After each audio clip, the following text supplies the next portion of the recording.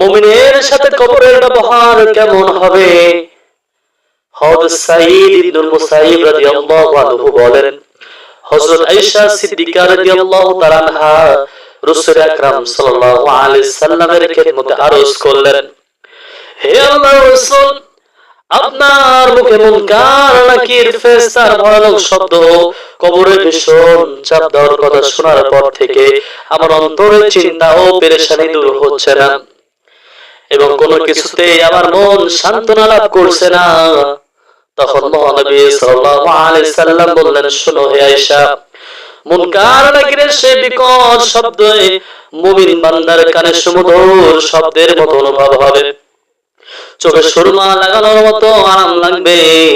আর মুমিনকে কবরে চাপ দেওয়া তেমন হবে যেমন কোন মমতা মা আস্তে আস্তে তার ছেলে মেয়ের মাথায় হাত দেয় এবং ছেলে মেয়ে তাতে আরাম ও শান্তি লাভ করে। হে আয়েশা, মনে রেখো, যারা আল্লাহর ব্যাপারে সন্দেহ পোষণ করবে তাদের জন্য বিরাট সর্বনাশ রয়েছে। তাদেরকে কবরের মধ্যে এমন ভাবে চাপ দেওয়া হবে যেমন ডিমের উপর ভারী পাথর রেখে চাপ দেওয়া হয়। যদি কেউ আমার চ্যানেল নতুন হয় ভাই, চ্যানেলটা সাবস্ক্রাইব করে পাশে বেল আইকনটা অন করে দাও।